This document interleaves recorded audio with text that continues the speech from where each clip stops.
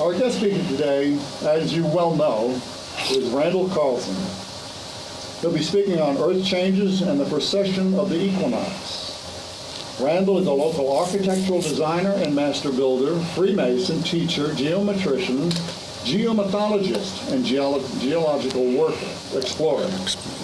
Randall has more than 35 years of exploration and research into the interface between ancient mysteries and modern science. Randall will try to dispel much of the misunderstandings surrounding the subject of Earth changes and to place the subject on a solid scientific foundation.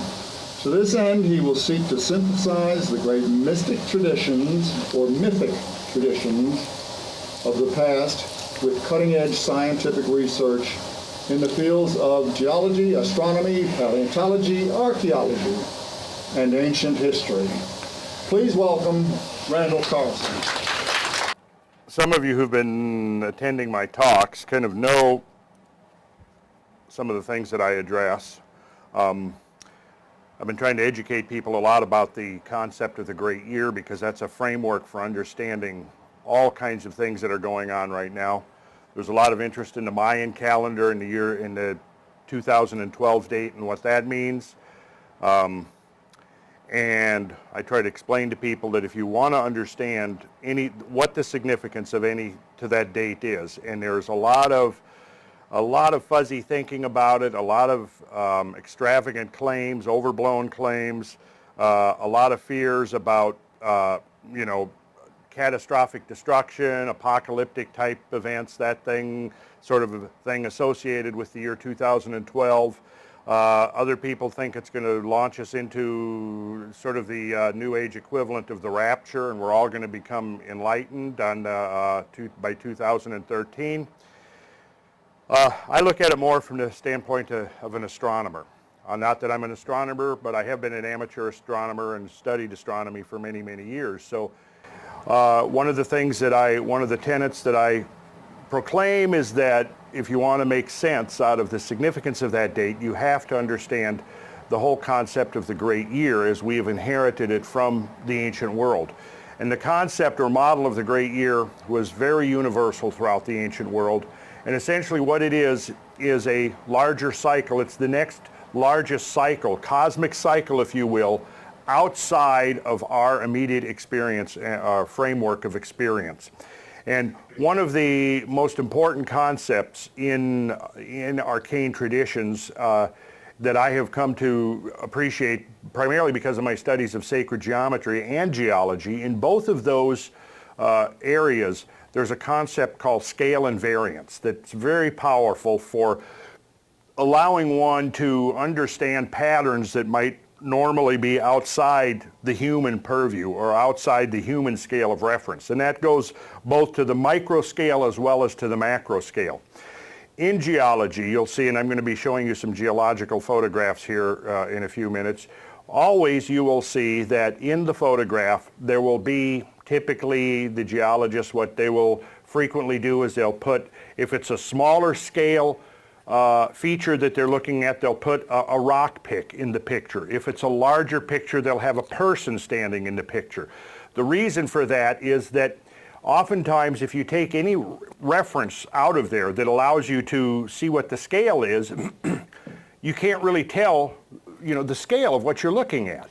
And so by putting an object, a recognizable object or a human figure in there, you can get a sense of the scale.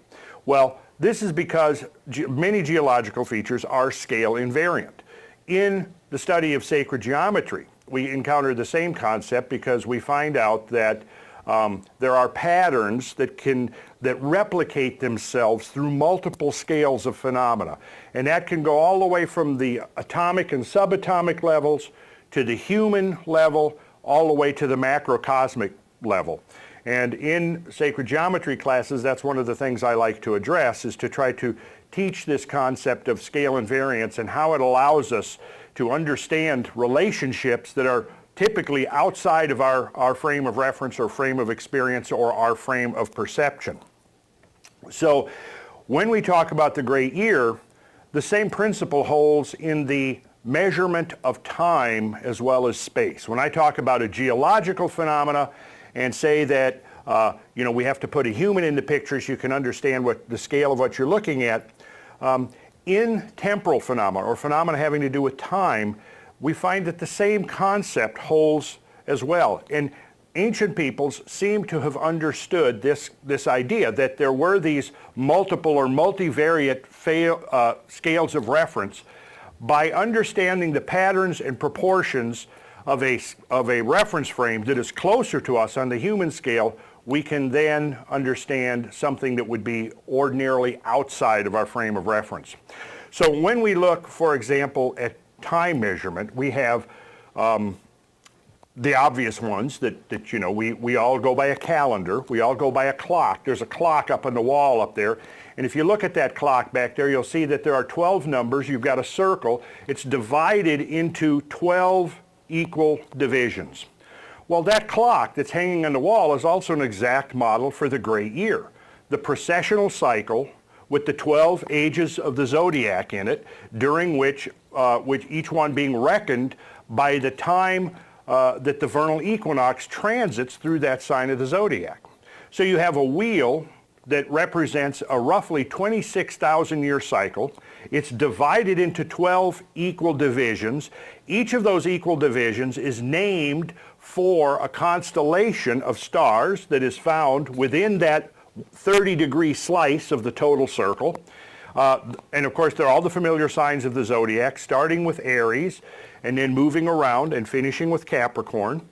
Well, okay, so the idea is that during the course of a year, we will see, because of the Earth's movement around the sun gives the illusion of transiting or passing through the 12 signs in turn. Also, through the course of the year, there are 4 stations, four points within that circle, within that wheel, that were significant to the ancient people.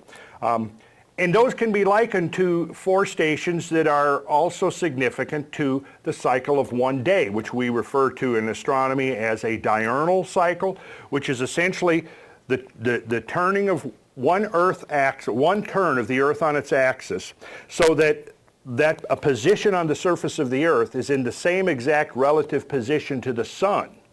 That's the 24-hour cycle. That's what we're measuring with the clock. Now, you know that in the course of the day, there are 4 stations, 4 hinge points, if you will, that we kind of anchor the wheel to. And that would, of course, be midnight, which is not only the exact moment of midnight is not only the end of the day before, it's the beginning of the following day.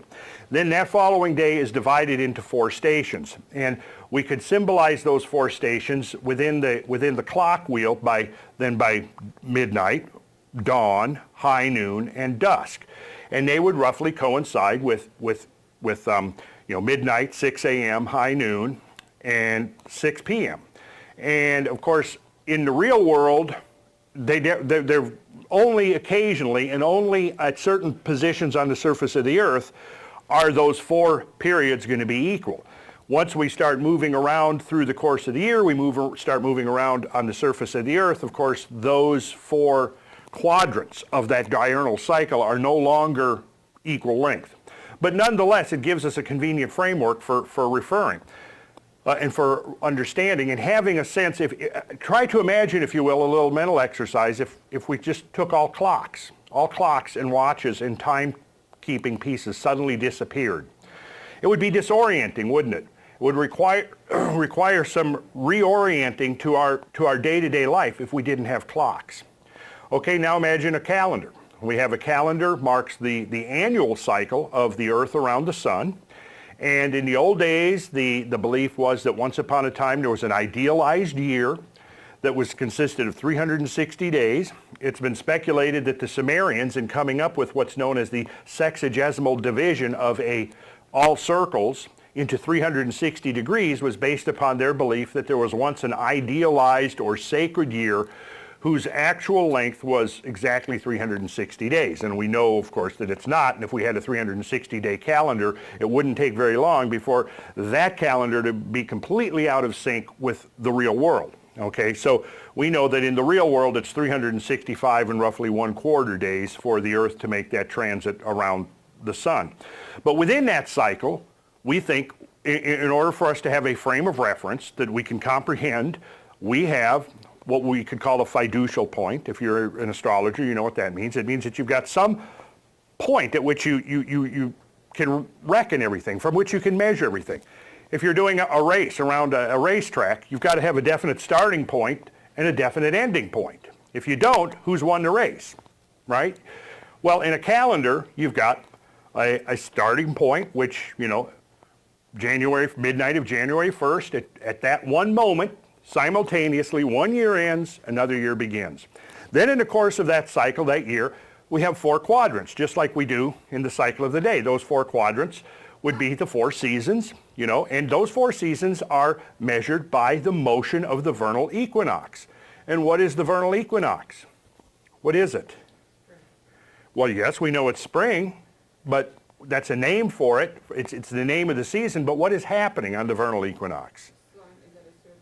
Yes, the sun is at a certain point. We're getting from the general down to the more specific. What is the certain point? The sun, ecliptic, and celestial equator. Thank you, Brian. Good man. What he just said was there are 2 great planes, and I guess what I should do is to pull up an image here so that as I'm talking, you will be able to see this image for yourself. And at that point, we will turn the lights down. I think we've got some more people coming in, so let's just hold off for a second on the lights. Okay. Okay, so what Brian said while this is booting up is that there are 4 quadrants, or rather there are 2 great planes that you need to learn about. One of them is called the plane of the ecliptic, and one is called the celestial equator. Who can tell me what the plane of the ecliptic is? Okay, the plane of the ecliptic, I'm going to find a good graphic here to show you what the plane is, but very simply. Now I want you to remember this, because when I come back, whenever that's going to be, there's going to be a test, and I'm going to see who remembers this. The plane of the ecliptic is the orbital plane of the planets around the sun. And it's a band that's 16 degrees wide, because it's within that. It's sometimes called the belt of the ecliptic. It's 16 degrees wide, which because within that 16 degrees is where we find the 12 signs of the zodiac. And we can narrow it down and say precisely that the plane of the ecliptic is the plane that is swept out by the Earth moving around the sun. And that would be 0 degrees north or south celestial latitude. Sun, Earth is a point in space going around the sun, sweeps out this plane. All of the planets within the solar system move in that same relative plane. Not exactly. All the planets are slightly tilted a little bit, so that when you've included the greatest tilt, the actual band measured with respect to Earth's orbital plane is 8 degrees above Earth's orbital plane and 8 degrees below. Now, let me see here if I can find this graphic I wanted to show you. Well, if you'd stay back there by the lights, I mean, how does it work when you're on here? Because actually this will show up brighter in the camera with the lights down, I think. That's been my experience. Want to try it? All right, now this graphic, what's happening? Is it going to work, Brian?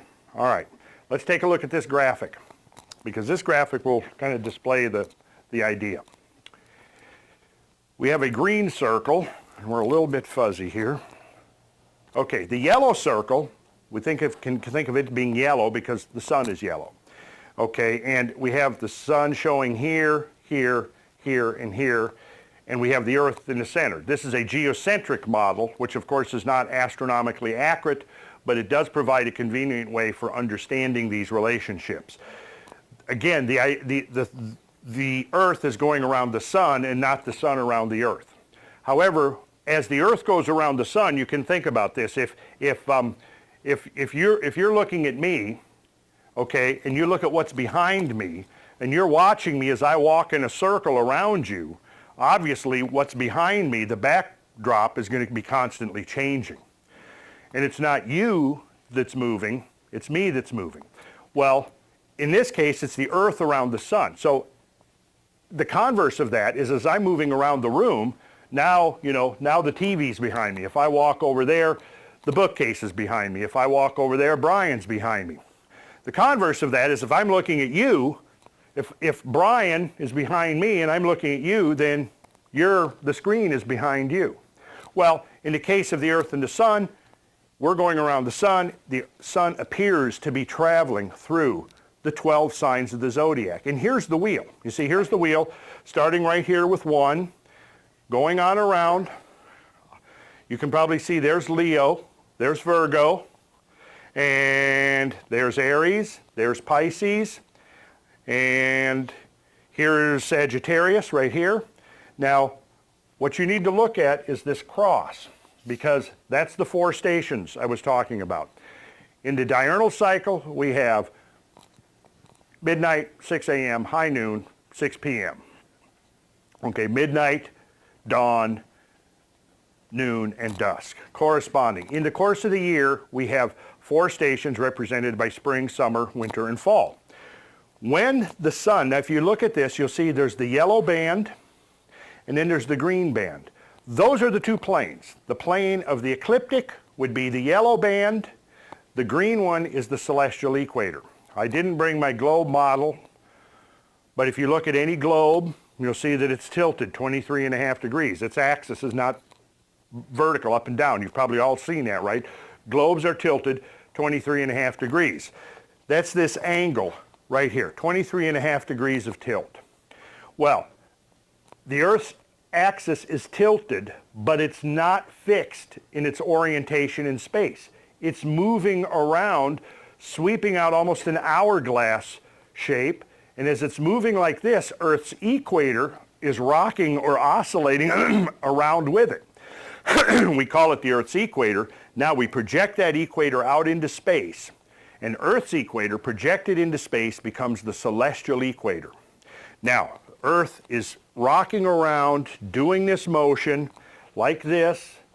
Its equator is going up and down as the Earth spins around. Can you point that out on there because they can't see you? I'm about to do that. When you take the Earth around like that, what that means is this green line coincides to Earth's equator. So it's moving. It's moving like this. And as that moves, the intersection of those 2 planes, defined by that line right there, is rotating. In fact, the whole cross that you see is rotating. This is the equinoctial line, that's the solstitial line. So winter solstice here, summer solstice there, vernal equinox here, fall equinox there. And that whole cross is rotating. The entire period takes roughly 26,000 years. Astronomers don't know exactly because the motion of these intersection points has been measured. And it comes out to be just slightly more than 50 seconds of arc per year. What does that mean? Think of it this way, 50 seconds of arc per year, every circle divides into 360 degrees, each degree divides into 60 minutes, just like on the clock. Every hour divides into 60 minutes. Every minute divides into 60 seconds. In geometry, every circle has 360 degrees. Every degree divides into 60 minutes of arc. And every one of those minutes of arc divides into seconds of arc.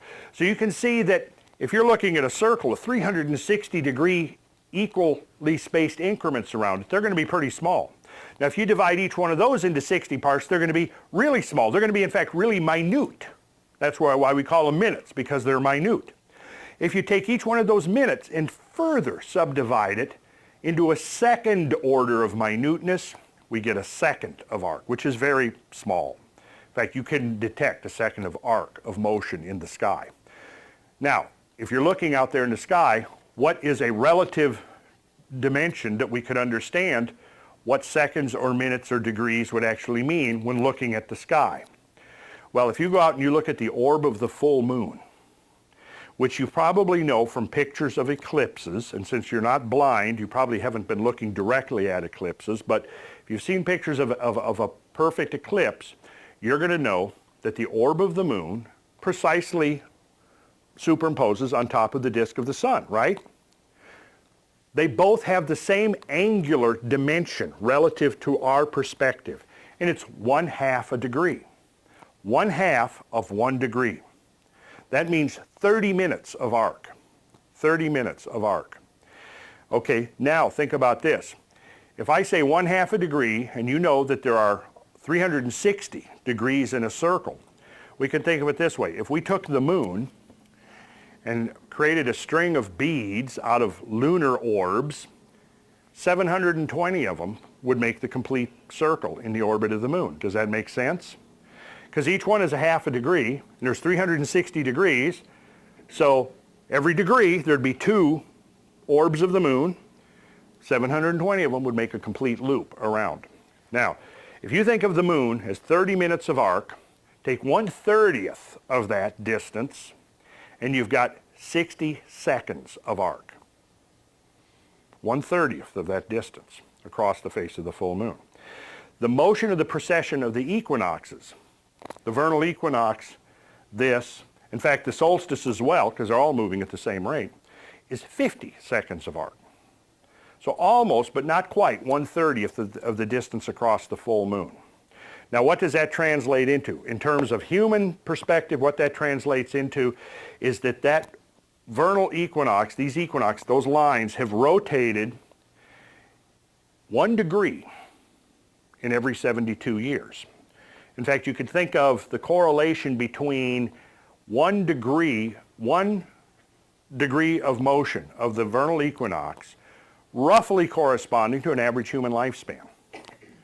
And now we get to that's another interesting example of scale invariance, because following that model, we could very logically divide a human lifespan into 4 ages or 4 epochs or 4 seasons. That if we took the average lifespan of 72 years, then we've got 18 years from birth to presumably adults. At least in the old days when you were 18, you were an adult. Maybe these days you still need another 10 years to emotionally and psychologically mature is what it seems like. But that's another subject altogether. And we're not going to talk about public education here today. So anyways, go from 18 to 36, from 36 to 54, from 54 to 72, and now you have a cycle of a life that could be thought of in terms of 4. Just like the Greeks, you had the Golden Age, the Silver Age, the Bronze Age, and the Iron Age. Think of your own life. Think of the golden years, right, of your youth, right? Okay.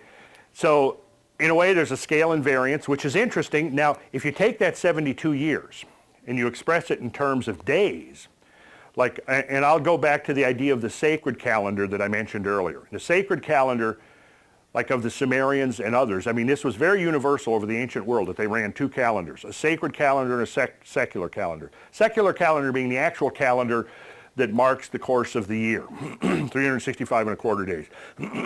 The sacred calendar being a calendar of 360 days, because in their minds, in their concepts, that 360-day cycle represented an idealized design, an idealized pattern, or an idealized machine for synchronization of all the great cosmic cycles.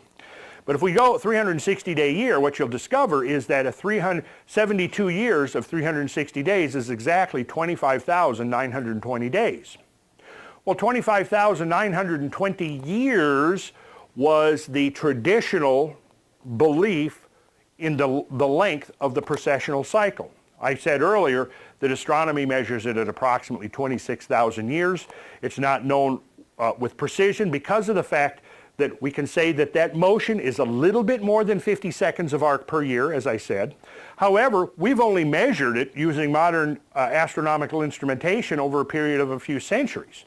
If we were able to measure it through the full cycle, we would probably discover that rate is not perfectly constant. It probably deviates back and forth, sometimes a little faster, sometimes a little slower than that idealized 50 seconds of arc per year. If it was 50 seconds of arc per year exact, then it would be the traditional sacred number of 25,920 years for this complete cycle of the great year to take place. So here's a beautiful example of this scale invariant phenomena. If you think of a life, 25,920 days, every day of your life then corresponds by analogy and by scale to 1 year, 1 trip of the Earth around the sun relative to this greater cycle. So you can put it in that framework to try to get a handle on it. A human life divided into 25,920 parts gives you almost exactly 1 day. That day to a human life is the same as our annual year trip around the sun is to the great year. And that's pretty phenomenal when you begin to contemplate that and think about that kind of patterns and harmonies that transcend the scales of experience. And we can, again, like I was saying, we can go to the micro scale or we can go to the macro scale. My suspicion is, and in fact I've seen very tantalizing hints within the various traditions, that beyond the great year, there's yet another cycle. Now, astronomers will recognize that yes, beyond this precessional cycle, there is a galactic cycle. But when you begin to look at the scales, what you realize is that, and I'm not going to get into this in extraordinary detail today. I'm just trying to give you the general outlines of the idea. If you think about satellite going around the Earth, satellite in our case would be the moon, right? And again, in an idealized calendar, 12 months of 30 days would give us that 360 year sacred year, right? Well, we go from satellites around planets, planets around suns or stars, stars around the center of the galaxies. Now, we know that's going on, and we know it's probably going to take on the order of 250 million years for that process to take place. But if we go by scale, from satellite to planet, from planet to star, star to galaxy, what we discover is there's a gap between star and galaxy. Now, like I said, there are some interesting tantalizing hints from ancient traditions that some groups, Egyptians for example, believed in a Sothic cycle. Cycles sometimes related to certain other stars that basically postulated this, that between the moon going around the Earth going around the sun going around the center of the galaxy, that the sun was actually going around some sub-galactic center, which in its turn was then wheeling around the galaxy. And if you postulate such a thing, you actually then fill that gap of scales that's there now when you go from sun to galaxy. I don't know if any of you have studied the, I would bet that it's somewhere within the Theosophical teaching you could find some reference to that. I know it's in the Gurdjieffian teaching and Uspensky and Rodney Collin and a lot of these other people, a lot of the Western occultists and stuff that wrote around the turn of the century were making references and remarks to the possibility of there being a subgalactic orbital center. And if you look at a lot of the near stars that are, say, within 10 to 20 light years of Earth, you do discover that there actually is a relative plane that may correspond to the plane of the ecliptic, but rather than it being planets, it's stars. And one of the most prominent of those stars would be the dog star, as it's known, Sirius. And that's going to be another lecture sometime, getting into these cosmic geometries. But there's some very interesting phenomena associated with what an astronomer would refer to as the proper motion of Sirius, that in some ways seems to be synchronized with the motion of the vernal equinox. In any case, what we're dealing with here is this idea that there's this continuum of scales throughout the hierarchy of creation. And it not only applies to the measurement of space, it applies to the measurement of time as well. Okay, so the ancient people believed that this great year was very important in the long-range thinking and planning for human society or human civilization on Earth. Because if you have studied ancient traditions, mythology, folklore, epic tales, etc., one of the things that you discover is that these tales are filled with catastrophic events. We can turn to our own Judeo-Christian tradition and we find that the Bible has like bookends. At the front end, we talk about the great cleansing, which was Noah's flood, which wiped out the old world age, inaugurated a new world age, and that comes at the very beginning within the 4th chapter of Genesis after the creation itself. The story of Noah's flood and the great deluge is echoed throughout all traditions all over the ancient world. The Greeks had Deucalion and his flood. The Sumerians had Xisthros. The Babylonians had Utnapishtim. The ancient Vedic traditions had, who was it? Maya? Well, Manu. Manu, that's what I'm trying to say. Thank you, Brian. Manu. Indian legends also filled with culture heroes whose claim to fame was that they were somehow able to survive this great world flood. Now, at the other end, we see that the Bible ends with the book of Revelation, the apocalypse of St. John the Divine. So we have like bookends. We have the whole story of sacred history that's condensed down into the Old and New Testament. And at the front end, we have the destruction of the world, which presumably once happened by water. And at the end of it, we have the destruction of the world by fire. Now, if we turn to the Greeks, we turn to the Sumerians, we turn to all of these ancient cultures, the Mayans, the Incans, the Hopis, I mean, the list could go on and on, we find the parallel traditions, that the world is alternately destroyed by flood and by fire. Is this meant allegorically, or is this meant actually and historically? I think most scholars that have looked at this have assumed that it's merely allegorical for psychological crises, for example, maybe a birth and death situation, you know, a crisis in the case of an individual life. We certainly know that there's probably no one who lives out a life without having some type of catastrophic event that's a personal catastrophe for you, whatever it is, a death close to you, an illness, a divorce, a foreclosure. I mean, you can make the list. There's all kinds of things that we could conceive of as being catastrophic on a personal or individual level. Well, the ancient traditions also believed that there were catastrophes that would be seen on the global level or the larger cultural level, and the timing, the rhythm or tempo of these events was totally governed by this wheel right here. A whole book has been written about this subject called Hamlet's Mill.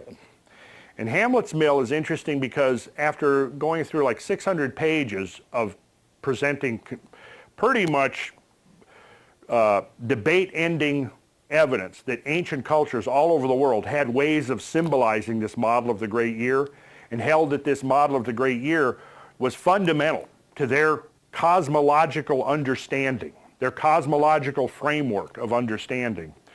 They then, though, conclude that it's really ultimately an allegory, that there wasn't actually literally and physically catastrophes that happened. Of course, they wrote this book, I think it was published mid-60s, or maybe 69 actually, a pivotal year, 1969. In 1969, there was a different worldview that prevailed. And that was the worldview that would have been totally dominant, most likely during the educational years of everybody in this room. And it's called uniformity, or uniformitarianism, which held that the history of the Earth could be completely explained. Once the Earth, however it came about through planetary accretion, nebular condensation, whatever, once the planet was there, all the forces that have worked to bring about global change have been those which we have seen and experienced roughly within the last 2 centuries or so, 3 centuries that modern science has existed. This is called uniformity. And the phrase that expresses the idea of uniformity is the present is the key to the past. So the idea is, as we look at a process going on today, we'll see a volcano erupting, we'll see lava coming out, we'll see it cooling and forming a very distinct type of rock, a basaltic rock. Very distinct. Visually it's distinct, chemically it's distinct. And then we can go and we can look at ancient rocks and we can see that exact same kind of rock and presume that it had the same origin. We can watch a flood come down a river and erode a channel and create new deposits. And then we look at those deposits and discover that they're layered and that those layers tilt downward in the direction of the water flow. Then we can go and look at an ancient rock, and we can see that in that rock there's the grains that were once sand grains. They're layered and they're tilted in the same way, exactly. So from that we can conclude, well, this once represented a river. And look at this. If we look at the strata, we'll see that here's lots of thin strata, probably representing the annual flow, which ebbs and flows. You know, all rivers do not have a uniform flow throughout the course of the year, especially in the northern climates where we have snow. Rivers are, you know, much more voluminous during the spring than they are, say, in the late summer. And of course, as the water is more voluminous, it's carrying more sediment. That sediment will build thicker layers. Now, if, for example, there's a flood, every 10 years or 100-year flood, well, that flood produces greater erosion. And if you look at layers, you'll see thin layers representing normal erosion, and then you might see a thick layer. And you can then go from that. Well, we've seen exactly this. We saw this flood on, you know, back when we had Hurricane Ivan. Hurricane Ivan dumped rainfall on northern Georgia that they estimate was probably a 100-year flood. And if you go to all of the creeks and rivers in northern Georgia, you can still see the evidence of Hurricane Ivan. If you walk down here to the Clyde, if you go down to the Clyde Shepherd Nature Preserve down by South Fork of Peachtree Creek, where I frequently walk, to the floodplain down there, you can still see the sand deposits. If you kick away the vegetation, you'll still see the sand deposits that was spread all over the floodplain back when Hurricane Ivan came through, which was, what, 2004 maybe? Or 2004, I think. Of course, it's slowly being recycled, and as the plants are growing, it's going to get harder and harder to see that sand. But there will be places where one could go probably and dig a trench and look and see that sand layer and go, oh, 2004, that was Hurricane Ivan. Okay, well, going to the geological realm now, what we have discovered is that the old model, like I said, the old model was that everything happened uniformly, and that it was unscientific to go to explanations that were different or out of scale with the things that modern scientists had seen and measured with their instruments or duplicated in the laboratory and so on. And it was considered that anybody who postulated the reality of a catastrophe, if it was anything beyond just a local or a regional catastrophe, was considered a crackpot. Certainly if somebody started talking about global catastrophes, they were considered to be a crackpot. Now, this paradigm of uniformity was what was inculcated as the cornerstone of geological thinking up until the 1980s.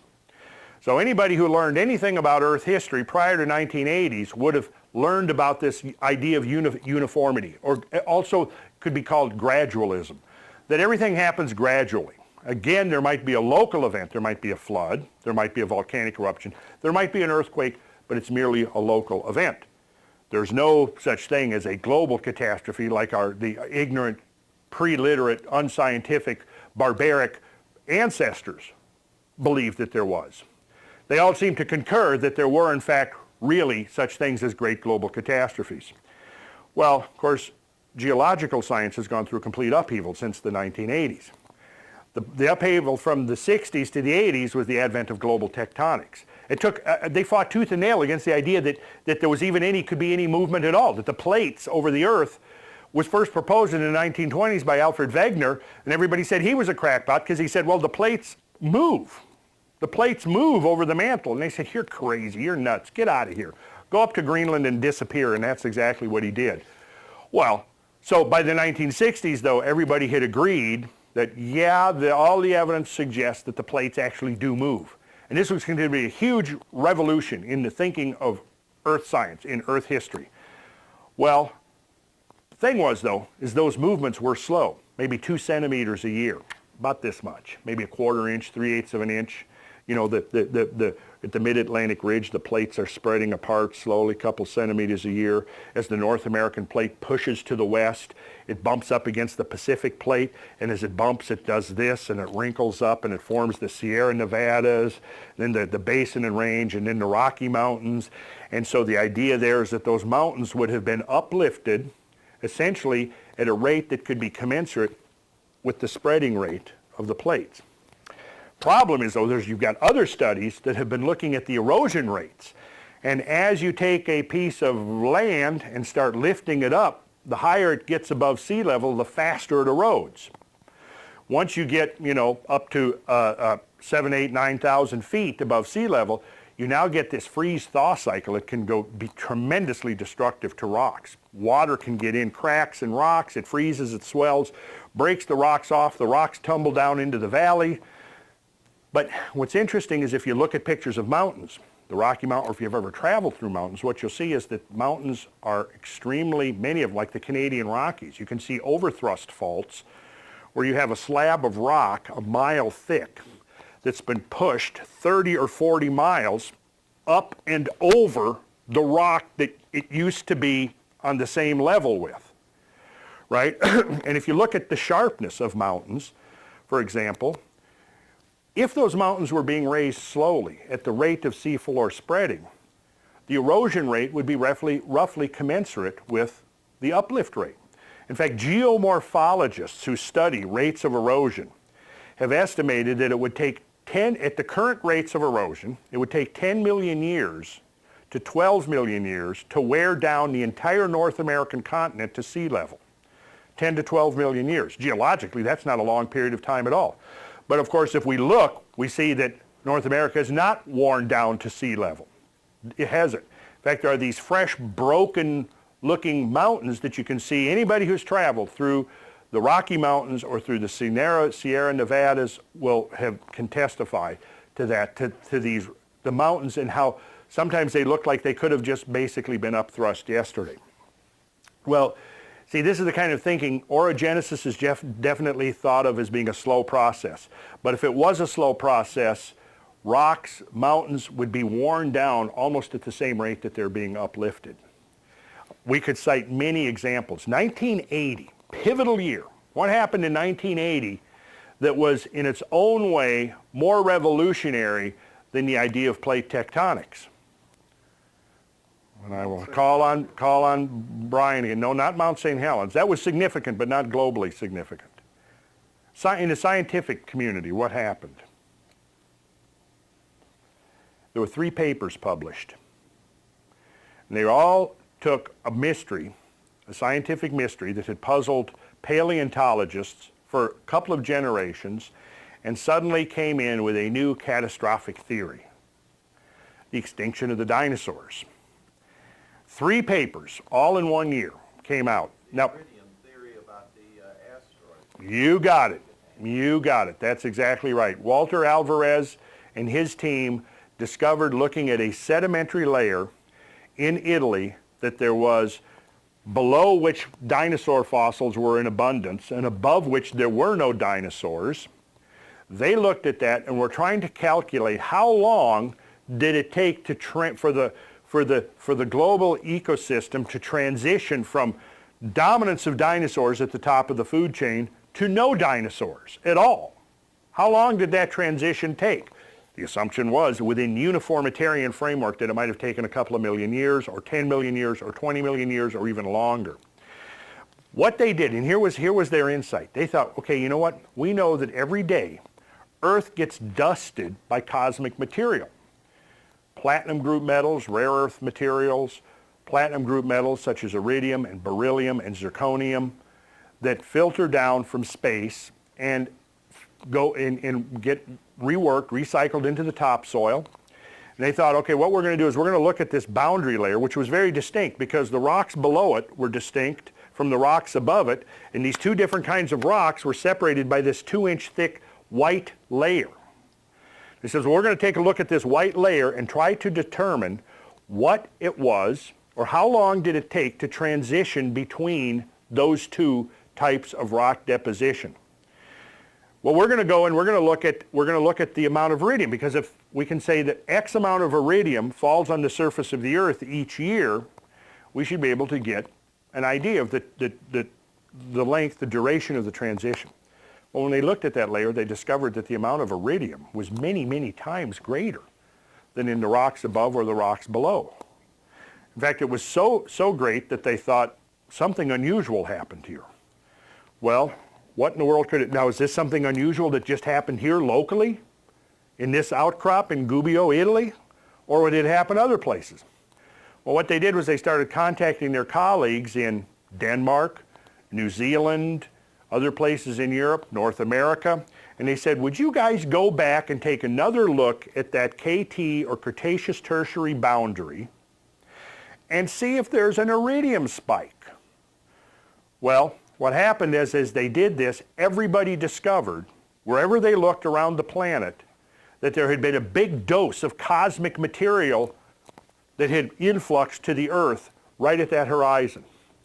Now, the significance of this is, it's very simple. When these guys said we know that iridium dusts to the Earth, sprinkles to the Earth a little bit every year. But what is it that could cause this enormous spike of iridium to suddenly show up around the whole planet? Well, they knew from their astronomy background and talking with astronomers that the one place where abundant iridium was found was in meteorites and asteroids. So they were then able to come up with a theory that said, Well, an asteroid could have been the most likely culprit for depositing this iridium layer around the Earth. Of course, this ignited, and at the same time, two more papers came out, one proposing a comet, and another one basically proposing a variation of some asteroidal type event. They all came out in 1980. Okay, with three papers, if it was just one paper, it might be possible for orthodoxy to essentially ignore it. But three papers coming out, all proposing variants on the same idea, was very difficult for mainstream science to think about. Now, it's interesting that geologists being schooled in the doctrines of uniformity, very resistant to the idea because they're going, no. We know that everything happens gradually. And what you're talking about is some kind of a global catastrophe, and that's totally unscientific. Paleontologists, very resistant to the idea because they were imbued with the idea that, well, we know that the dinosaurs were extinct, but they went extinct because they slowly evolved into other higher forms. They must have evolved into various forms of mammals and birds, and what you're saying implies that somehow they were just suddenly erased. So the geologists and the paleontologists were very resistant to this idea. Who do you think was more receptive to it? Which group of scientists would have been more receptive to the idea? Astronomers, yes.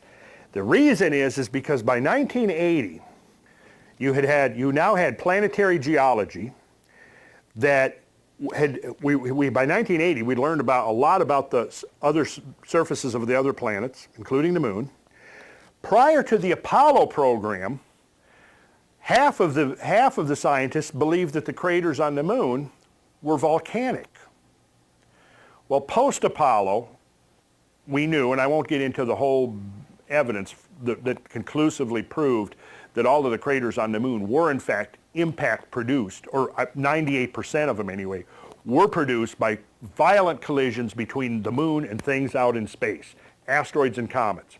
Okay, so astronomers were aware of that. They had factored this into their thinking, that there were literally several million craters on the surface of the moon. Also, they were beginning to look at our neighborhood in space, and contrasting to the older view of there essentially being nothing out there in space except perhaps solar radiation. They were now beginning to realize that near-Earth space was really a highly densely populated region, and that there was a lot of stuff there besides the planets zooming around the sun. So they had put these two pieces of information together, and some of the more advanced thinkers were already beginning to ponder, well, you know what? If we've discovered from our closest counts that there's several million craters on the moon, and it's a simple extrapolation from physics to realize, based on the Earth's larger size and the fact that it's 81 times more massive than the moon, that the Earth should be have 80 times more impacts than the moon displays. What does this imply? Well, it implies the idea that Earth's history may be profoundly catastrophic. See, so astronomers, particularly the planetary geologists, the deep space astronomers, they weren't concerned with stuff like that. They're out there looking at galaxies and metagalactic clusters and so on. They're not too concerned with, what's the relation between space, right here, between us and Jupiter, for example. But the planetary geologists, those guys, they were having a rather sobering wake-up call because they were beginning to find out. Okay, so now, over the next basically 10 years, you have a controversy raging between two camps, the gradualists and the catastrophists. And this was like a revival of the original controversy that existed at the dawning of Earth science back in the 17 and early 1800s. You had catastrophists and you had gradualists. The gradualists won. And you know why they won? They won because what they did was they focused on the small group of geologists that tried to fit their catastrophic scenarios within the 6-day creation biblical framework.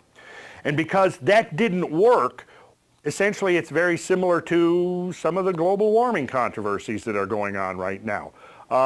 If the climate warms and humans have put CO2 into the atmosphere, then it follows without any other consideration that slight enhancement of CO2 in the atmosphere is what has provoked the warming. never mind other possibilities. And there are multiple other possibilities.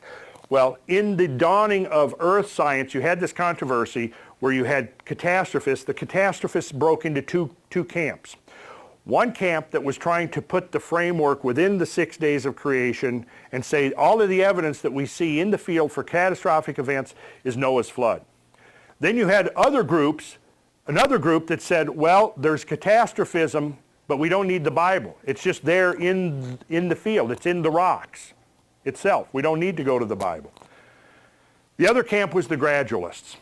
And basically the gradualists won. The uniformitarianists won. By the late 1890s, pretty much all of the catastrophists had pretty much died off. And going into the 20th century, the prevailing absolute dominant paradigm was strict gradualism. You see, all of that began to change in 1980. Throughout the course of the 1980s, here's what happened. More and more evidence is being discovered around the planet for the reality of this catastrophic event that terminated the era of the dinosaurs. Simultaneously, they're discovering other horizons, geological horizons it's called, strata, that have the same type of signature, the same type of fingerprint, which again is consistent with the idea that it didn't just happen once, it happened perhaps many times. Now at the same time, we are getting higher tech means of looking into the ground. Geologists are developing ground penetrating radar, things that allow us to look under the surface and see what's there. Well, what happened was suddenly geologists began looking for evidence that there had been cosmic events. And guess what? We began to find it everywhere, everywhere. Dozens and dozens of what are called, well, a crater is the classic bowl shape, but some of them were old and eroded or filled with sediment, so you didn't have the classic bowl shape, so they called them astroblemes. An astrobleme literally means star wound. Well, as the geologists have been looking now for 29 years, they've discovered that there are hundreds of astroblemes, and the areas that they've looked are very concentrated. For example, in areas where Australia, for example, has a lot of astroblemes. Why is that? Because Australia is desert. And so you haven't had a lot of erosion there and a lot of vegetation and so forth that would conceal or obscure the astroblemes. The oceans. See, the hundreds of astroblemes that have now been discovered, maybe 10% to 15% of the land surface area. Well, what this translates into is that there are almost certainly thousands of astroblemes on the surface of the Earth. Well, now to get it back to this. As we begin to look and we begin to study and learn about the timing of these events, and of course, in the early 90s, they did in fact discover that there was a gigantic astrobleme under the Yucatan Peninsula that was exactly the requisite age to correspond with the demise of the dinosaurs. And that was pretty much the smoking gun that caused most of the critics to finally throw in the towel and admit that yes, there had been catastrophes. And these catastrophes have profoundly affected life on Earth. Okay, where we have come since the 90s and going into the 21st century is that by the 21st century, dawning of the 21st century, scientists had begun to accept, scientists that studied the history of the Earth, had begun to accept that the history of the Earth had actually been profoundly catastrophic. What they were not yet doing was making that connection with human history on the Earth. Now, in the 80s and 90s, there was a British school of neo-catastrophists who did focus in on the idea of there being, it's one thing to say, well, there was a catastrophic impact 65 million years ago, and what, we're done?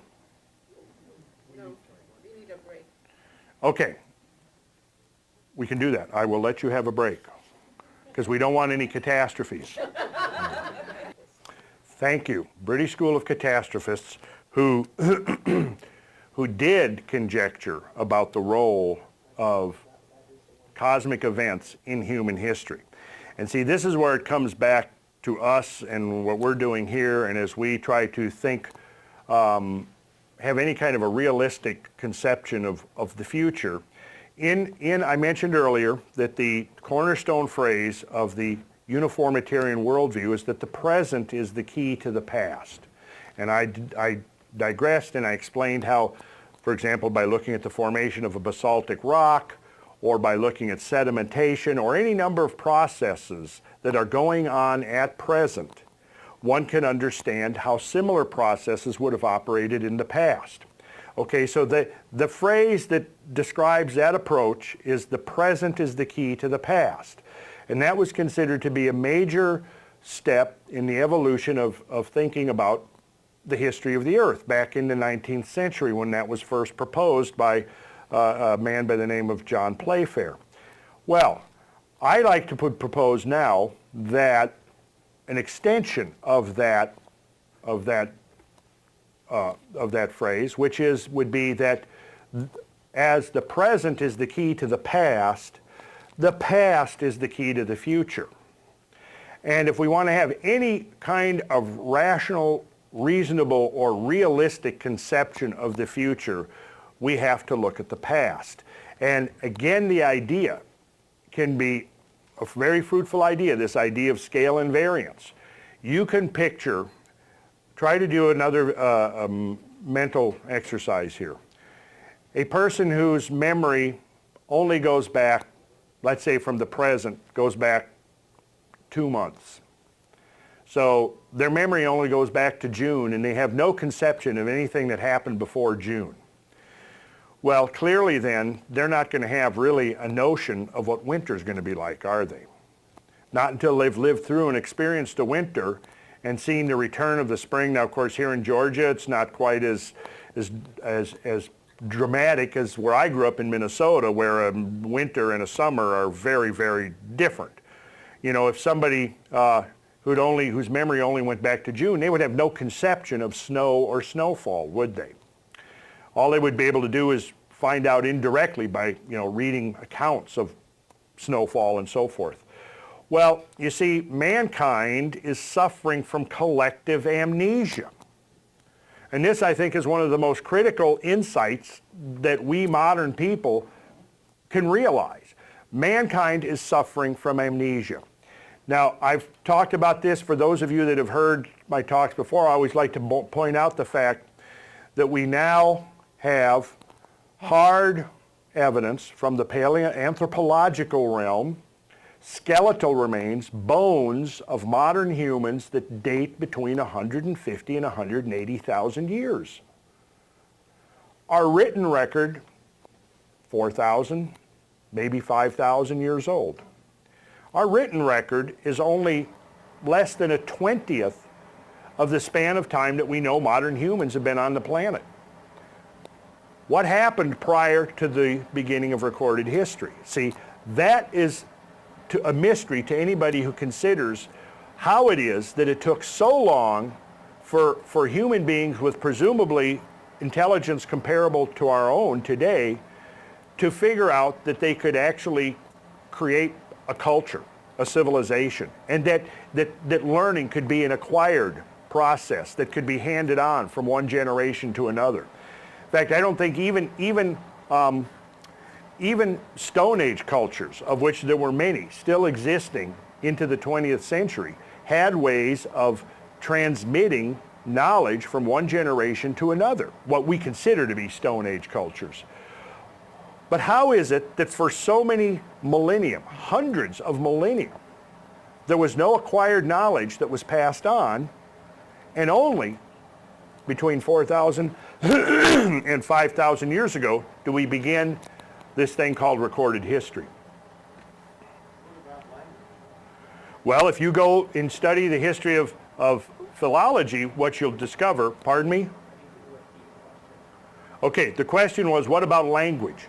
Well, what you'll discover is that most of the language trees, the branches of language on the earth today, essentially trace back to a series of bifurcations that are usually dated at 10,000 years ago, about 8,000 BC. And what that implies to me, because of what I know about the history of the earth, that there were profound changes that occurred between 10 and 12,000 years ago.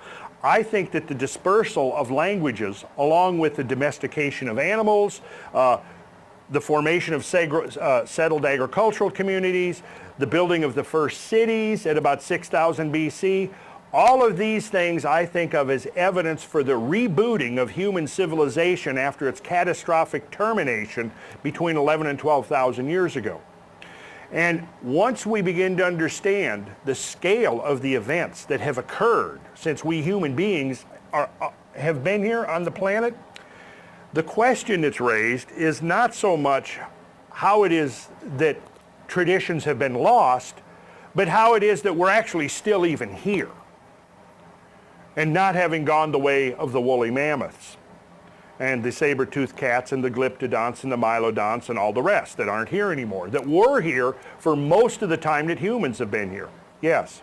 What tragedy or catastrophe do you think happened?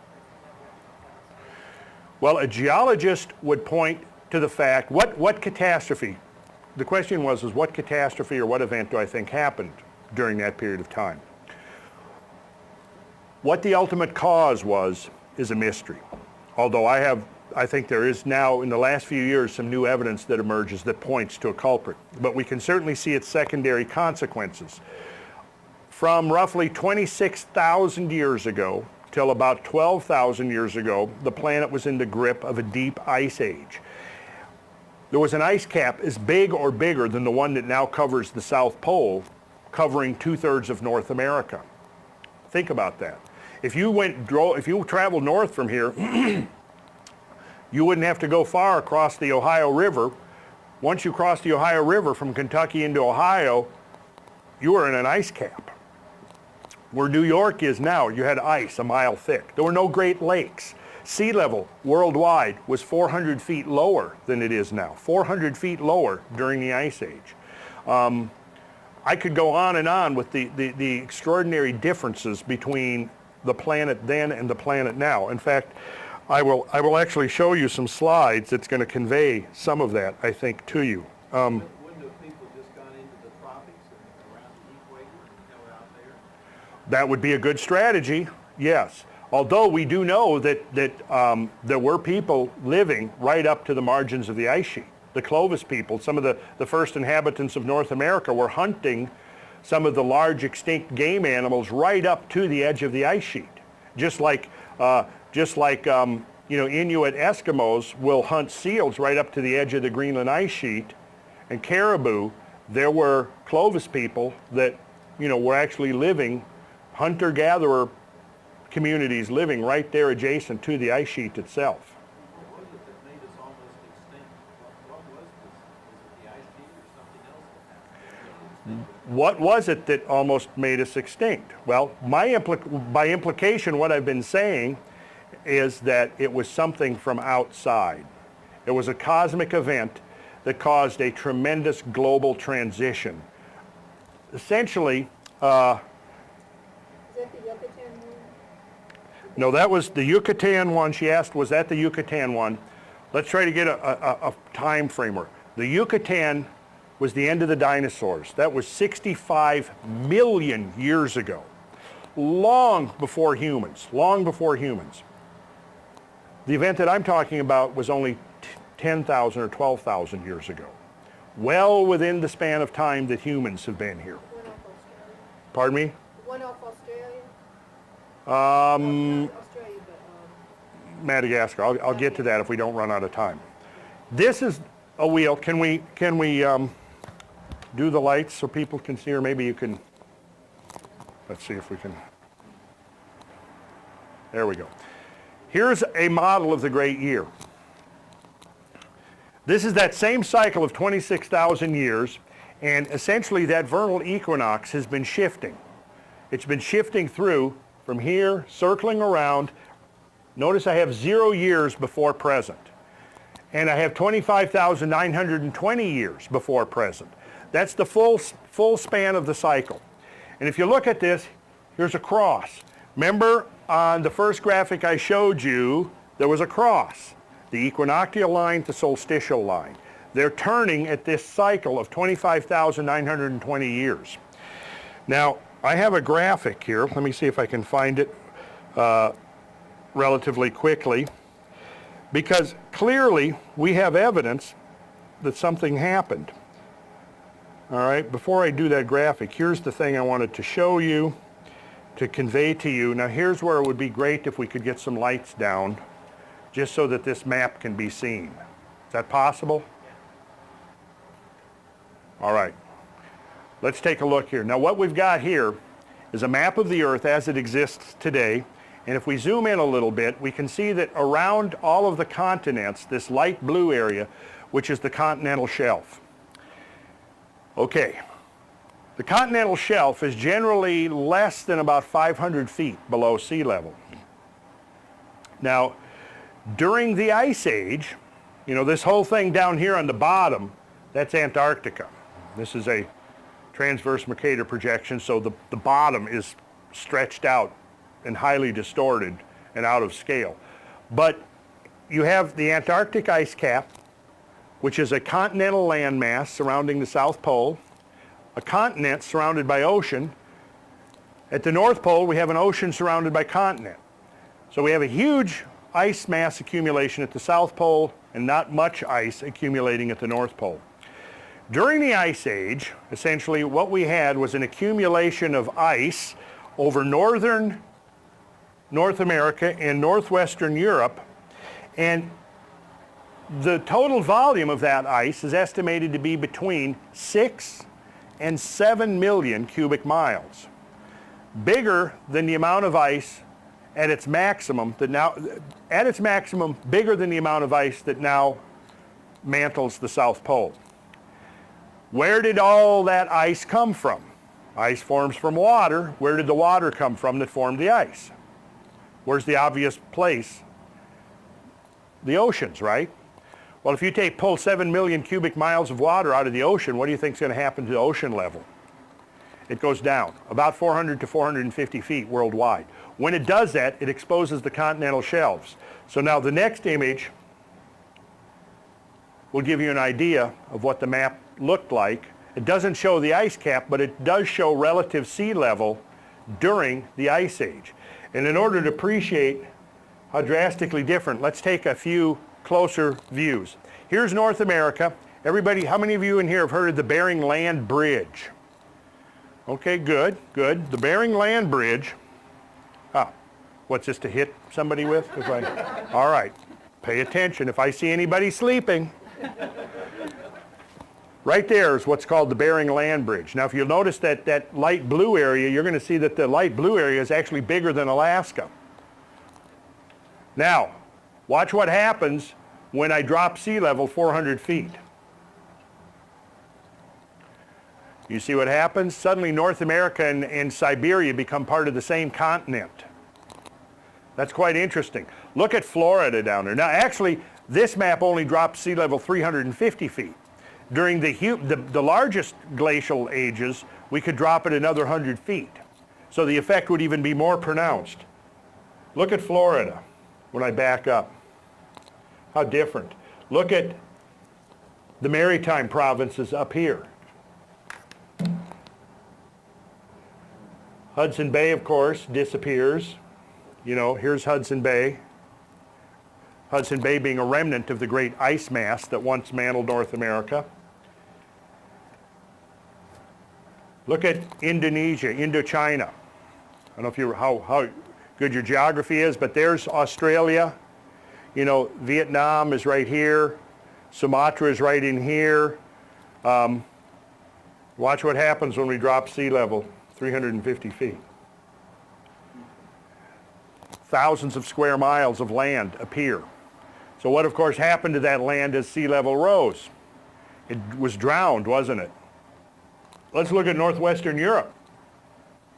British Isles right there. See, there's England, Scotland, Ireland, Spain. Up here is Scandinavia. You have the Baltic Sea right there. Out there is Iceland. Now let's drop sea level. Watch what happens to the British Isles. What British Isles? There were no British Isles in the Ice Ages. You could have walked right from the continental mainland right out, and the British Isles were just basically a series of hills. Okay, now I'm trying to show you this so you can begin to appreciate how revolutionary were these changes. Now, in the old gradualistic paradigms, this transition from the full glacial age to the interglacial age was something that was imagined to have taken tens of thousands of years, 50,000 years. Of course, we now know that it was something that happened over just a couple of thousand years. Well, to try to compress this amount of change into a couple of thousand years isn't easy. And we're left with a problem. The problem is what mechanism could actually cause so much ice to disappear so fast and sea levels to come up so fast. Interestingly, right in the middle of this process, about 11,600 years ago, if you guys have read your Plato and know the story of Atlantis, that's precisely the date that he gives for the sinking of Atlantis. In fact, oceanographers and marine geologists have identified that the most rapid period of sea level rise, post-glacial sea level rise, was right centered at 11,600 years ago, which coincides precisely with Plato's timing. Well, so I want to show you a graph, because we're not going to go for 2 hours, although we could. I'm going to show you a graph that links what we now know about catastrophic events during the time that humans have been here. You show that one that just showed the polar ice cap over most of the Earth? Yeah. It's number 31. It's just up there. Well, let's do. I think that's an excellent one to show. In fact, I did want to actually show that. Let's open, and we'll look at what, essentially, this is the current situation. You can see North America, there's Greenland, where there is an ice cap over Greenland because it's built up over a land mass.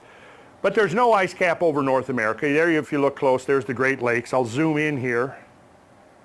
Okay, if we look right down here, you got to look close, but there's the Theosophical Society right there.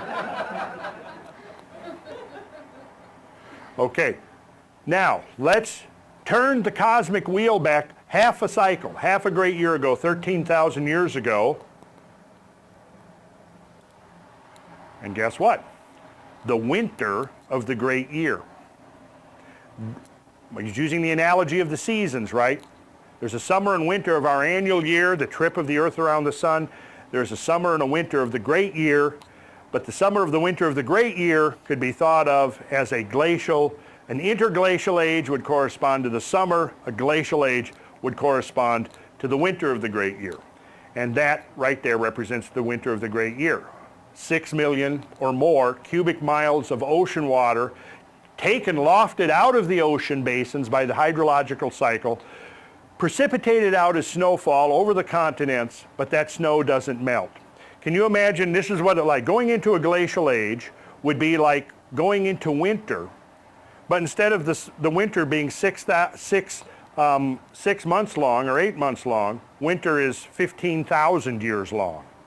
That's what it's equivalent of. And that's what you've got right there is 15,000 years of accumulated snowfall. In fact, it's actually more than 15,000 years of accumulated snowfall, but we know that 30,000 and 40,000 years ago, where that ice is, there were forests growing. So obviously we weren't in an ice age when there were forests growing on the shores of what is now Hudson Bay. The problem is that the rate of accumulation so far exceeds what we would consider normal for a regular snowfall, is that there's another mystery proposed there, is the initial high rate of ice accumulation. An extraordinarily fast accumulation of glacial ice. Yes, back there. What was the Great Basin Sea? We're going back to the Great Basin Sea. I think we've got to go back to the Mesozoic. I mean, we're going back 100 to 200 million years ago. So that would be beyond the framework of what we're looking at today. If you want to stay here maybe till like 11 or 12 o'clock tonight, we could work our way back. Randall, instead of having global warming, are we just going into the great summer? Well, interesting question. Instead of global warming, are we going into the great summer? I would say that it's actually far more likely that we would be headed for an ice age than a warming. And let me show you this graph here, because I think this graph, in fact the very next graph, will convey to you what I'm talking about. This is sea surface temperatures, this graph right here. And if we look at this, let me explain to you what we're looking at. The present is 0, and over here means 400,000 years ago. And this is based upon studies of the bottom of the ocean, because basically marine geologists and biologists and oceanographers and so forth, by looking at the kinds of creatures that were in the ocean, died and whose remains then fell to the ocean floor, the kinds of dominant life forms in the ocean is temperature dependent. In fact, there are like coiling creatures called foraminifera. The coiling directions of foraminifera are opposite from cold water to warm water. That's a very, very distinct proxy or indicator of temperature shifts in the ocean water. There's a whole host of these what are called proxies by which the ocean temperatures can be reconstructed. Let's look at this. Look at this graph right here. Now, what I'm going to do is the 0 point of this graph, sorry Brian, I'm going to have to walk in front. The 0 point is right here. This represents now. That little peak that's greater than now is a period of time post-ice age that was called the climatic optimum. It lasted from about 9,000 to about 6,000 years ago. And if anybody ever tells you that the 20th century is the warmest century on record, don't believe them, because it was actually considerably warmer during the climatic optimum. Okay, now look at the trend of this graph. I'm going to throw a red line across it representing the modern temperature. And what do you see?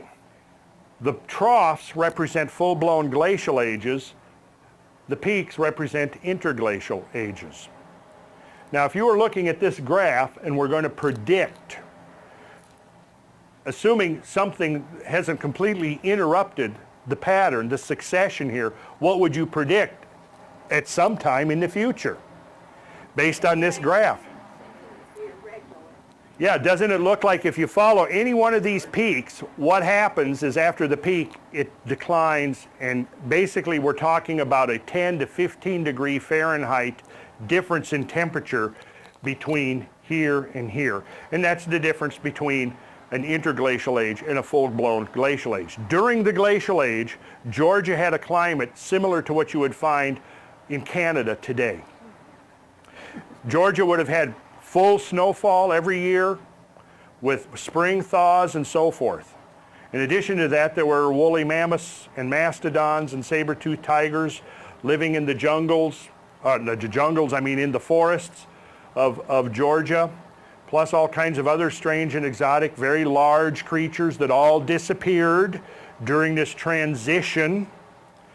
Okay, so based upon this graph, one would probably think that at some point an ice age might actually be more likely. Now, I have been studying the subject of paleoclimatology for many years. Yes, and that's going to be my next slides here that I'm going to pull up so you can see. This is an older graph from the 1970s. The graphs that we have now are actually much higher resolution and show a lot more detail. So, however, the general trends that are indicated in that graph are still valid. I mean, the general trends from interglacial to glacial, and if you look at it, there does seem to be a certain rhythm or tempo to these changes, doesn't there? I mean, that showed up unmistakably on the graph. Okay, so I'm going to scroll down here. Is everybody seeing these? Am I going too fast? Well, this will all be, all right, here we go. So here's this graph that we were just seeing. And now I'm going to look at a higher resolution graph. This is based on oxygen isotopes. I won't spend any time explaining how it works, other than to say that this is another one of those things called proxies, which is a way that scientists can reconstruct past temperatures. And let me explain to you what we're looking at here. When it says relative oxygen isotope ratio, It goes minus increasing that way and increasing this way. Basically what that's saying is that you've got two types of oxygen, 16 and 18. 18 is a heavier isotope. During warmer times, the heavier isotopes, because of the more energetic hydrological cycle, they are evaporated out of the ocean and precipitated out over land. When the temperature warms, the heavier oxygen gets introduced into the hydrological cycle more readily. When the temperature cools, energy is reduced that's available for pumping the hydrological cycle. So at that point, the lighter weight oxygen, the oxygen 16, is preferentially evaporated, the heavier oxygen left behind. So you have this correlation between the amount of oxygen 18 in the ocean and the amount of oxygen 18 in the ice. During the warmer times, oxygen 18 in the ice increases. During colder times, oxygen 18 decreases. Shifting to the left is a decrease, shifting to the right is an increase. Shifting to the left means a decline in temperature. A shift to the right means an increase in temperature. This is taken from ice cores extracted from the ice sheet over Greenland, which is 2 miles thick. It took 5 years for two teams, heroic scientific enterprise from 1988 to 1993, to drill these core samples. A European team and an American team, they went to the center of the ice where it was the thickest with the least distortion, the greatest preservation of the record. They drilled 2 cores down to bedrock, took those cores out, and they began to look year by year, because just like tree rings, each year preserves a layer. The snow falls, it gets packed in, it preserves a layer. In those layers, you have oxygen isotopes, you have gases trapped, such as CO2, such as methane, you have dust, you have soot, you have organic material, and all of this stuff will allow scientists to determine what was going on in the environment when that layer was deposited. If you're following this so far, this is the present. This is at 1,500 meters down, over 3,000 feet. The timing, each one of these is 1,000, 2,000. This is 10,000 years, if you can see this right here. My podium is not in the way. 10,000, so when they've gone down 1,500 meters of ice, that's the ice that's accumulated in the last 10,000 years. Yes? How did they determine the age? You can count the layers. Every year there's a layer put down. You can go in there and you can 1, 2, 3, 4, and you can just count them, just like you count tree rings to know how old a tree is. Got it? Okay. A few of the events.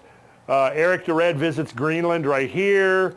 Birth of Jesus right here. Start of the Pyramid Age right here. This was actually supposed to say the building of the first cities. Okay, just after 10,000 years ago. Now look at, first thing I want you to call your attention to when you look at this graph is this. Do you see any time in that graph where the temperature is smooth, where it's not changing? Does anybody see any period of time up there where the temperature is not warming or cooling? No, you don't. Now, what magnitude of temperature changes are we talking about here? I'll give you an idea. Right here at 82, between 82 and 8,400 years ago, there's a cold spike. It lasted about 2 centuries. Very interesting story there, but I'm not going to get into it. But that event is about a 5 degree cooling. 5 degrees. Now, if you read your global warming literature, the consensus is that since 1850, the global climate has warmed by 0.7, 7/10 of 1 degree, right? What they're projecting is that it's going to warm by another perhaps 2 degrees in the next century, meaning a total of 2.5 or 3 degrees of warming. However, that's controversial, and I would love to give a whole talk just on the controversy of global warming, because not to digress on that, and I'm only going to say 2 sentences on that. What you hear from media is that there's a consensus and the debate is over, and that's complete hogwash. The debate hasn't even begun yet on the nature of climate change. But as long as the UN continues to pump $4 billion a year into global warming research, and that's where all the grant money is, people are going to, essentially what they've done is they've come up with an a budget of $4 billion a year and have hired 2,500 climate scientists to say that there is a consensus of on the issue of global warming. And if you know, sometimes people initially are going, wait a second, I thought, you know, that's well established. It's being taught in all the universities now that the debate is over. Of course, science was never about consensus at all. It's about debate. It's about skepticism. And if you gave me 2 or 3 hours, I could lay out the whole spiel and I could deconstruct everything Al Gore said in The Inconvenient Truth, and I would love to do that, but that's not what we're here to do today. However, part of what I'm going to show you is of relevance to the whole question. If you look at that, first thing to notice, there is no period where climate is stable. There's no, what do you put in here and say, this is the norm? This is what climate is supposed to be and everything else is abnormal. There's nothing up there to do that. Now what I'm going to do is I'm going to take that same graph going back 10,000 years that I'm showing you right here. I'm going to turn it on its side. Let's take a good look at this and see if we see any trends, anything going on in this graph. Now as we look at it, there's 10,000 years ago and here's now, right? To help us get a reference, I'm going to put a reference line in there. And you'll notice that within the last few, look, there's 2,000 years, 3,000. You can see that around 2,000 years, starting about 2,000 years ago, most of this, of the up and down oscillations are below the line, right? Can you see that? If you go back, you know, 7, 8, 9,000 years, you'll see that a lot more of it is above the line. That's pretty clear. You can see that, right? Let's see if okay, I'm going to drop the line a little bit. Now you can see what I've done is I've put that line where it stops right here is the modern temperature. So what do you see when we extend the modern temperature back? Remember I said there was a climatic optimum when temperatures were warmer than they are now? Can you see it? It's right here.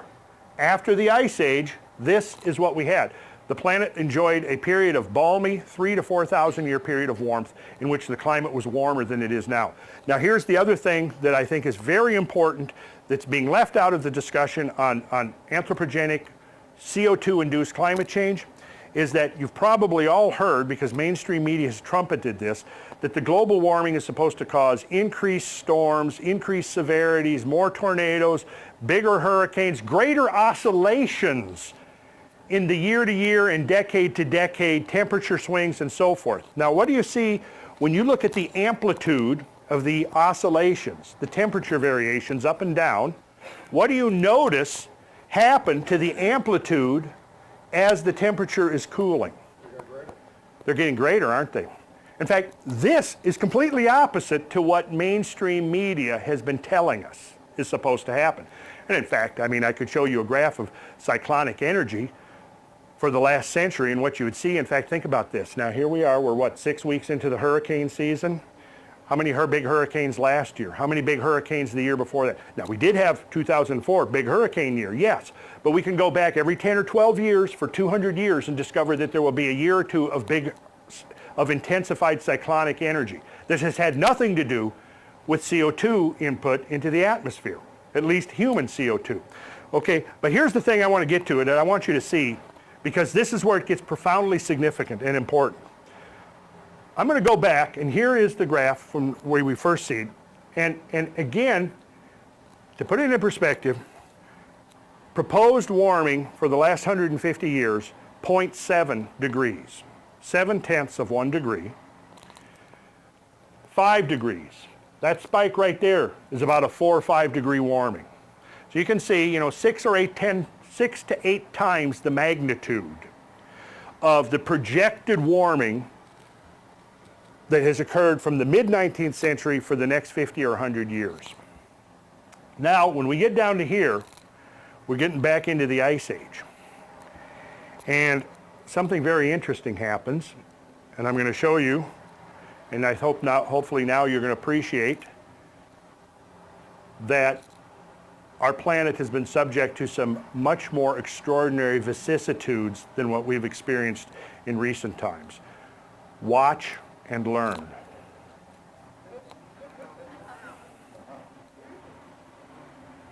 Aha. Now see, I find it significant that Al Gore is not talking about this, but he needs to be. Because any discussion of climate change that leaves this out, I think is woefully incomplete. And what is going on there? Well, if you want to talk about a global warming, I'll show you two spasms of global warming. Here's the first one, and here's the second one. Now, what is the span of time? We're looking here at 15 to 20 degrees change. What is the estimated time over which that magnitude of global temperature change took place? Oh no, 10,000 years is the whole graph. Looks like about 100 years. Would you believe 3 to 5 years? 3 to 5 years. Do we know what mechanism was responsible for that? No. Well, I do, but mainstream science doesn't know yet.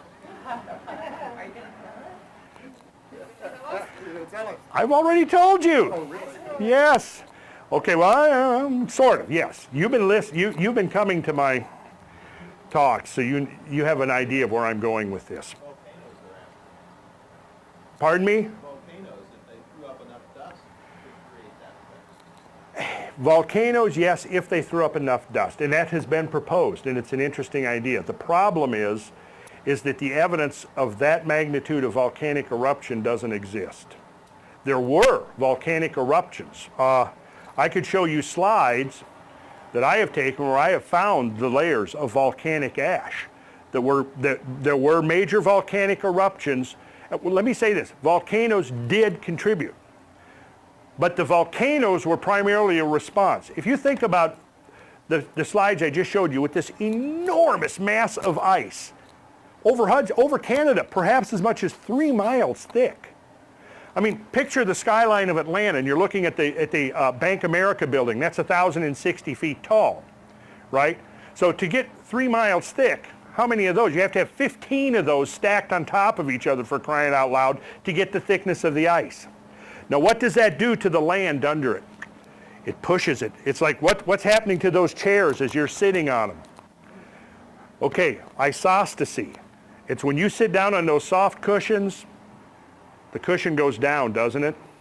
What happens when you stand up? You just sat down. What happened to the cushion when you sat on it?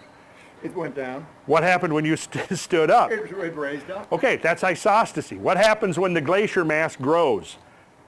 The crust of the earth compresses down. It pushes down into the mantle. And the mantle, which is molten, now gets pushed to the side, right? Now, when you have unloading, here's this tremendous hundreds of trillions of tons of weight being removed. Where is it going as it melts? Back into the oceans. Okay, now what happens? Here's the continent rising after the ice is gone. The weight is being transferred back into the oceans. You have this tremendous mass transfer going on the surface of the earth. What do you think is going to happen to the chambers of magma and so forth that are found throughout the lithosphere with these changing pressures and tensions that are going on? It's only natural that you're going to have enormous volcanic eruptions going on with this concomitant enormous readjustment of Earth's tectonic plates as a result of this glacial unloading, particularly with it occurring as rapidly as we now know that it happened. Yes, Greenland has begun melting in the middle of the 19th century. And So you're saying it's just a natural progression? what I'm saying is, regardless of what my opinion is, the glaciers around the planet, Greenland included, but not Antarctica, have been melting steadily with some fluctuations for a century and a half. Human influence, anthropogenic influence on climate, the amount of CO2 that is speculated to have any greenhouse effect at all, didn't achieve those concentrations till the end of the Second World War. But by that time, the glaciers worldwide had been in recession for nearly a century. So now when we look at the glaciers receding, what we're seeing is that it's just a continuation of something that was going on for 100 years before anthropogenic contributions of CO2. So is it reasonable to then assume that what has been going on for 150 years suddenly is obviously, prior to human-induced CO2, glacier recession was a natural phenomenon. Why is it that we suddenly abandon the natural mechanism and say it's solely responsible, that humans are solely responsible now? Has it? Has it? This is what mainstream media has been telling you, but has it? In fact, did you know that the Arctic ice grew significantly in the last 2 years? I can show you the graph, right?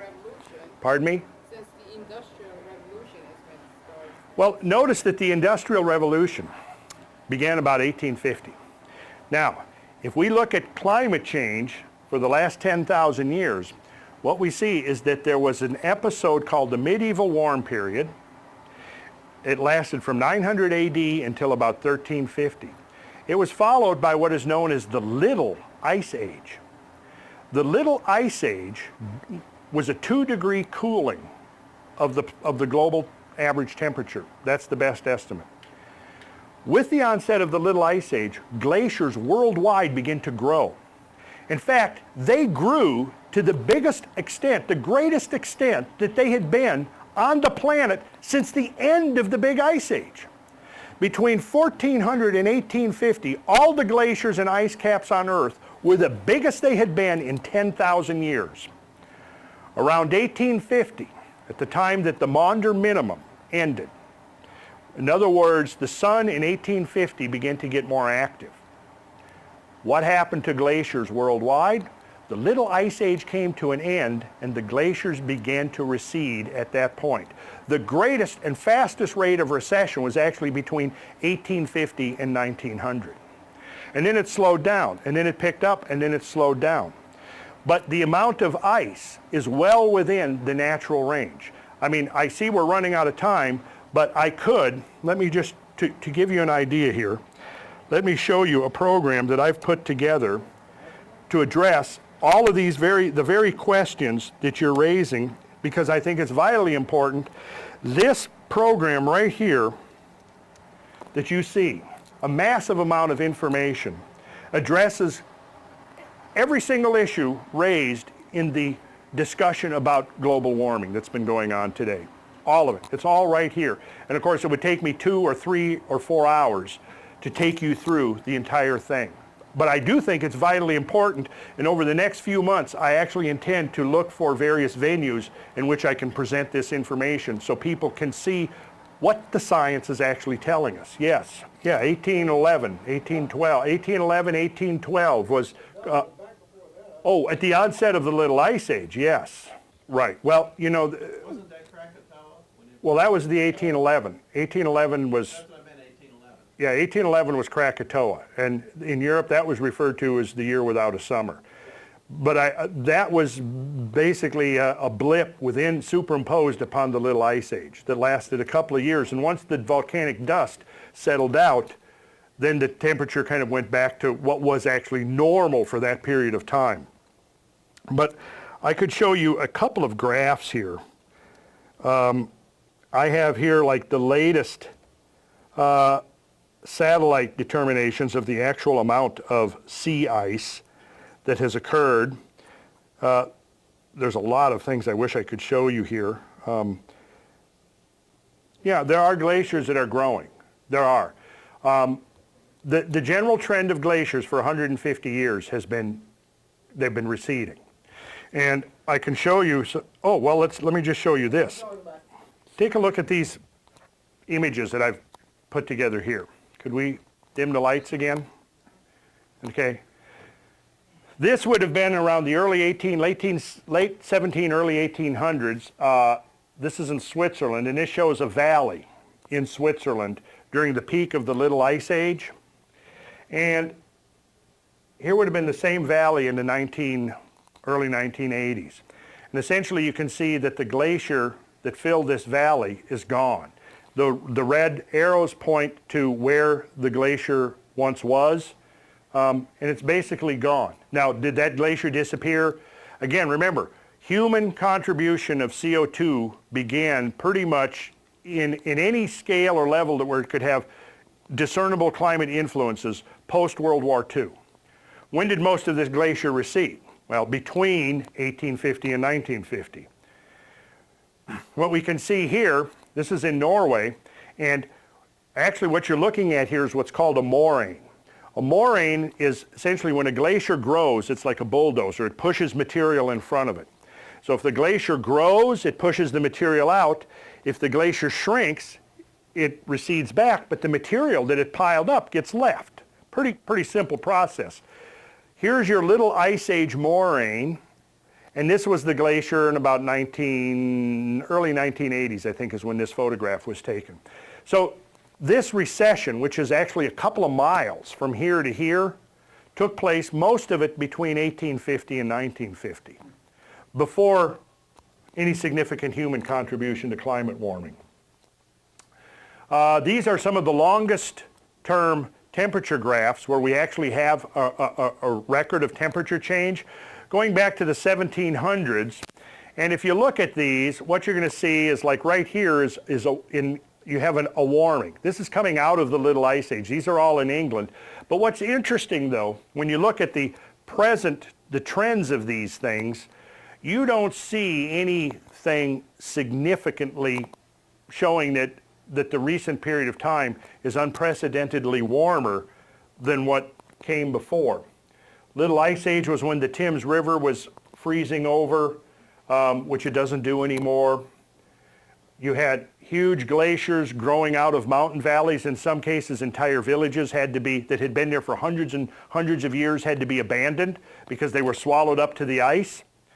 And we'll look at here, like this is Grindelwald Glacier, and you can see it's down just about ready to encroach on this village. Obviously, when this picture was drawn, there were no cameras, so what we have is basically an artist's impression of this glacier. And now we'll go to 1966, and if you look, the glacier is up there. Here's the village right here. Where this green forest is growing, it's growing on the moraine that was left behind. Most of that recession, if not all of that recession, between here and up here where the glaciers is now, took place before the Second World War, before global warming. Here you can see the glaciers coming down. This is a different glacier. Here you see the village. The glacier is moving down out of the mountains. There's another big glacier mass moving onto the valley floor here. And then we'll see in 1966 where the glacier was, the forests are growing on top of the moraine because the glacier has receded. There's another version of the same glacier. You can see there again, it's about to swallow up the village. This would have been about 1850. 1966, the glacier is way up there. And the village was saved. It didn't have to be abandoned. But again, the vast majority of that glacier recession went on from 1850 to 1950. And only around the late 40s and early 50s was anthropogenic CO2 ever considered theoretically enough to cause any global warming. So now here's what I think is very disingenuous about the whole discussion of global warming, is that what they're doing is saying, look at what the glaciers have done in the last 20 years, 30 years. Well, what they've been doing in the last 20 or 30 years is exactly what they were doing in the 120 years before that. But now what we're doing is we're saying that we're not going to talk about what kind of processes or things were causing the glaciers to recede before, because obviously they were natural. Whereas post-World War II, post-60s, 70s, and so on, now we can blame it on human warming. And we won't discuss the other possibility that there were natural variables working to cause the recession of these glaciers worldwide. So when is the next ice age, according to this pattern? Well, let me put it, if we look in the last 400,000 years, and we look at glacial ages and interglacial ages, and we measure the span of time now of how long interglacial ages lasted, there have been probably close to a dozen, if you saw the graph that I first showed you, a dozen alternations between glacial and interglacial. The longest period of interglacial warmth that the planet has enjoyed in the last 400,000 years, the longest, actually it's several thousand years longer than any of the others, is the one we're in now. So you can draw your own conclusions from that. That's why when the climate was cooling somewhat between the 60s and 70s, which it did, and these discoveries were first being made about the tempo of glacial and interglacial ages. The concern back then was the next ice age, not global warming. Yes, back there. If you've gone all the way back to 600 million years to determine the snowball Earth? Yeah, you know, that's controversial. Well, he asked me if I'd gone back 600 million years to the snowball Earth, when there's some theories out there that for a period of time the entire planet was glaciated.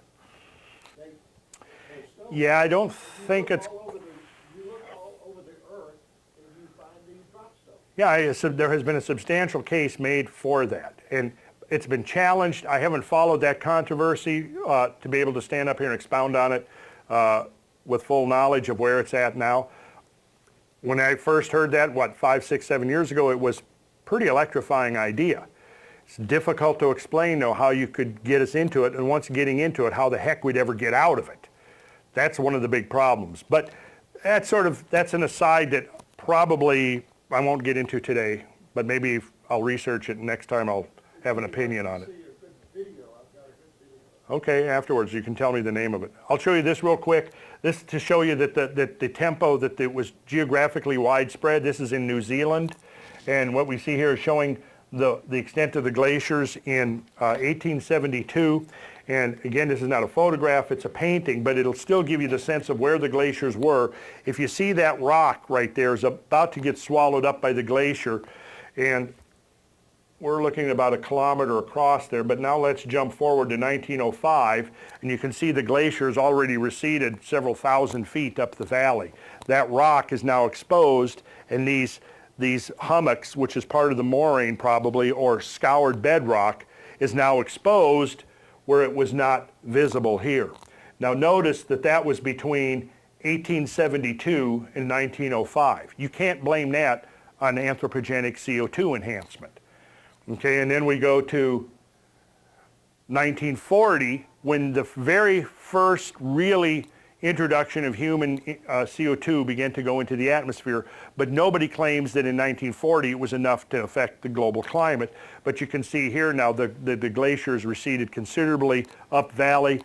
At the mouth of it here, where it was moraine, is now in front of the moraine is a lake. Here's a graph showing the recession of the Franz Josef Glacier. And if you look at these lines, you can see this, it was up to here in 1865, and if you follow the lines from 1907 to 1930 to 1950 is about the time, between 1950 and 1965 is about the time that anthropogenic influences would have kicked in, but you can see that the great bulk of the glacier has already receded by that time, purely as a result of natural processes. So I think it's important, in fact this graph is interesting because what it does is it shows, you can see right around here, around 1950, when when our hydrocarbon consumption began to take off. But here is the graph of glacier recession, and basically you can see that glacier recession started back here in the early 1800s and was well underway by the time anybody would conclude that there was enough CO2 to influence the climate, is this dashed line right here. And what you can see is that what's been going on, and this is the thing I'm trying to convey to you, is that it's been an ongoing process. Now, are we going to say that before this dashed line, it's all natural, and after this dashed line, it's only humans? That doesn't make sense, but that's exactly what they do. Combination of? Well, can you show me, has the steepness of the line changed? It hasn't, has it? No, it's pretty much continuous. Can you say something about the ozone? Oh, well, that's a different, that's the chlorofluorocarbons. That to me is a legitimate issue. Yes, yes. It's yes. Will the carbon taxes do anything to help us? Well, it'll probably destroy our economy and make a lot of people like Al Gore rich, but other than that, no, it won't do anything. Won't do anything. Cap and trade won't do anything, except to create a whole artificial, new industry of that'll be the equivalent of subprime mortgage derivative industry that grew up with the artificial credit expansion that occurred in the last decade. It's going to be an new artificial industry. You'll be able to sell, one company will be able to have, So it won't slow. I would say no, but don't take my word for it. I don't want anybody to take my word for it. What I'd much rather do is present the actual science that's out there. The one thing I will say unequivocally is that contrary to what mainstream media and Al Gore have been telling you, the debate is not over and there is definitely not a consensus. And the reason I know that is because I've been studying the damn climate for almost 30 years. So I'll say this, when the IPCC, the Intergovernmental Panel on Climate Change, was first formed in the late 80s, with the mandate to study climate, by that time it was well known that climate had changed catastrophically in the past. Nobody had a clue as to why it had happened. When the IPCC was formed to study climate, I thought, great, this is what we need. We need scientists from all over the world studying this problem because it's a significant problem. Okay, got to be addressed. But within several years, when they first came out with their first summary for policymakers, which I think was in 1992, and I perused that, I began to get suspicious. By 1996, I was convinced that it was agenda-driven, and that what the plan was to focus exclusively on the human influence, to the exclusion of all natural variables. And everything that I've seen since then has convinced me that that's an accurate assessment of what's going on. Meanwhile, all of the evidence that has accumulated has suggested that the natural variables are profoundly more significant than the human contribution so far. If you doubt that, I would please invite you to attend some more of my talks that I'm going to give. Have me back and we can get into this in much more detail. In fact, on the next Sunday, I'm doing a presentation at iDrum. I think it's a art center, community art center or something. I don't know if y'all want to make it down there. Pardon? You'll go on Sacred Geometry Atlanta and they'll have an announcement about it with an address and all of that. And I'll be going and giving about a 2.5-hour presentation on global change. A lot of it that you've seen, but most of it will be stuff that we didn't cover today. Thank you.